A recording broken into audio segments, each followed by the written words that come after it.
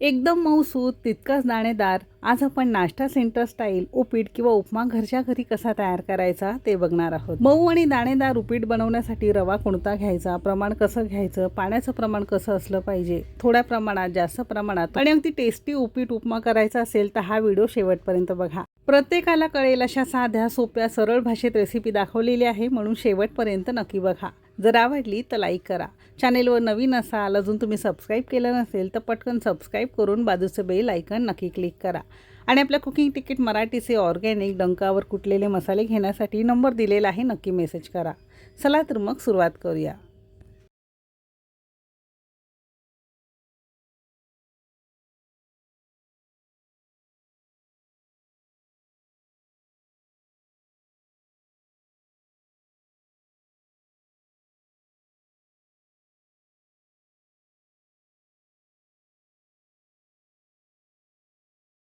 Perfect असा उपमा किंवा उपीट बनवण्यासाठी घेतलेले सगळे जिन्नस घरातल्या एखाद्या वाटीने किंवा मेजरिंग कपने मोजून घेणं गरजेचं आहे. म्हणजे तुम्ही रव्याचं प्रमाण व्यवस्थित घ्याल तर पाण्याचं प्रमाणसुद्धा तुम्हाला याच कपाने किंवा वाटीने मोजून घेता येतं. आता दाणेदार आणि मऊसूत असा उपमा बनवण्यासाठी मीडियम साईजचा रवा घ्यायचा आहे. म्हणजे खूप जास्त बारीक नाही किंवा खूप जास्त जाड नाही. एक कपभर घेतलेला आहे आणि वजनी म्हणाल तर साधारणतः 200 ग्राम प्रमाणात असा हा मीडियम साईजचा रवा घेतला. आता गॅसवर आपल्याला एखादी कढई गरम करत ठेवायची. कढई हलकीशी गरम झाली की यामध्ये कपभर रवा घातलेला आहे आणि कपभर रव्यापासून साधारणतः एक 3 ते 4 जणांना व्यवस्थित असं उपीट किंवा उपमा पुरू शकतो. आता रवा घातल्यावर साधारणतः मिनिटभर 2 मिनटं आणि मध्यम आचेवर एक 4 ते 5 मिनटं असे एक 5-6 मिनटं आपल्याला हा खरपूस रवा भाजून घ्यायचा आहे. साधारणतः एक मिनिटभरानंतर असा हलका हलका थोडासा फुलू लागलेला आहे. आता गॅस आपण मध्यम केलेला आहे आणि मध्यम आचेवर एक 4 ते 5 मिनटं आपण हा रवा भाजून घेणार आहोत. आता रवा भाजत असताना उलथान अगदी तळापासून ढवळत साधारणतः एक 5-6 मिनटं आपण भाजून घेतलेला आहे. रवा भाजत असताना अजिबात करपवायचं नाही, रंग बदलायचा नाही, मात्र यातला कच्चेपणा फक्त निघून गेलेला आहे. रवा तुम्ही जितका छान खरपूस भाजाल तितका तुमचा रव्याचा उपमा छान मोकळा मोकळा आणि सुटसुटीत व्हायला मदत होतं. आता भाजून घेतल्यावर एका ताटावर पसरून थोडासा गार करायला बाजूला ठेवून देणार आहोत. पुन्हा सेम कढई आपण गरम करून घेतली. आता 1 कप रवा असेल तर त्याला साधारणतः 1.5 पळी आपण तेल घेतलेलं आहे. तेल तुम्ही तुमच्या आवश्यकतेनुसार कमी अधिक करू शकता. उपीट उपमा असल्यामुळे तेल थोडं जास्त लागतं. आता तेल छान कडकडीत गरम झालं की यामध्ये अगदी पाव चमचा आपण मोहरी घेतलेली आहे. सोबतच अर्धा चमचा आपण इथे चणा डाळ आणि अर्धा चमचा उडीद डाळ आपण कच्चीच घातली आहे. हवं असेल तर एखाद्या कॉटनच्या कापडावर पुसून घेतलं तरीसुद्धा चालू शकेल.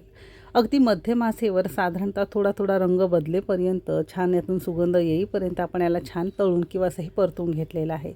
आता उपीट तुम्हाला जितकं कमी तिखट जास्त लागत असेल त्यानुसार हिरव्या मिरच्या चिरून घालायचं आहे. मी इथे 2 हिरव्या मिरच्या चिरून घेतलेल्या आहे. 8 ते 10 कढीपत्त्याची पानं घेतलेली आहे. इथे आपण एक मोठ्या आकाराचा किंवा 2 मध्यम आकाराचे कांदे चौकोनीस पण थोडा मोठ्या मोठ्या तुकड्यांमध्ये चिरून घेतला आहे. म्हणजे खाताना उपीट अगदी छान लागतं. आता कांदा आणि हे सगळे जिन्नस साधारणतः 2 ते 3 मिनटं मोठ्या आचेवरच हलकासा गुलाबी कांदा होईपर्यंत आपण परतून घेतलेला आहे. कांद्याचा रंग खूप जास्त बदलायचा नाही, थोडासा कच्चा राहिला तरी सुद्धा चालू शकेल. आता या कांद्यावरच अगदी पाव चमचा हळद घेतलेली आहे. 2 चिमूट आपण यामध्ये हिंग घेतलेला आहे. आता हे सुद्धा मध्यम आचेवर काही सेकंद आपण छान परतून घेतलेलं आहे. आता उपीट बनवण्यासाठी तुम्हाला हळद नसेल आवडत तर तुम्ही स्किप करू शकता. हळद न घालता सुद्धा छान लागतं. थोडंसं परतून घेतल्यावर आता जर तुमचं 1 कप रवा असेल किंवा एका वाटीने घेत असाल तर त्याच्या दुप्पट 1 कप रव्यासाठी 2 कप आपण इथे साधं पाणी घेतलेलं आहे. असं याचं पाण्याचं प्रमाण आहे.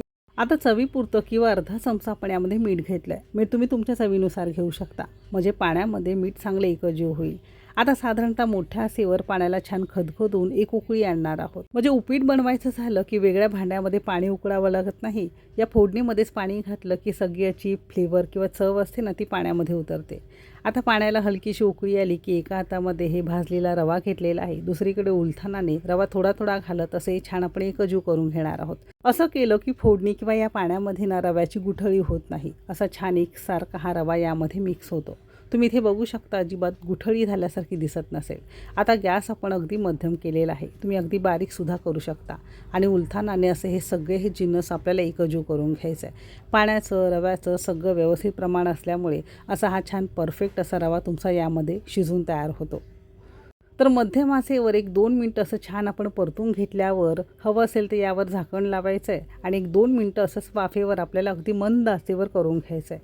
असं केलं की रवा उरला सुरलेला जो काही कच्चा राहिलेला असतो चांगला फुलून तयार होतो. असे 2 मिनटानंतर आपण याचं झाकण उघडून बघणार आहोत. असा हा तुमचा उपीट किंवा उपमा खाण्यासाठी तयार आहे. आता साधारणतः 1 कप किंवा 200 ग्राम रव्यापासून साधारणतः 3 ते 4 जणांना याचं उपीट पुरू शकतो. तर त्यानुसार तुम्हाला जास्त करायचं असेल तर प्रमाण तुम्ही दुप्पट, तिप्पट तुम्ही तुमच्या आवश्यकतेनुसार करू शकता. फक्त घेतलेले सगळे जिन्नस एखाद्या कपाने किंवा वाटीने तुम्हाला मोजून घेणं गरजेचं आहे.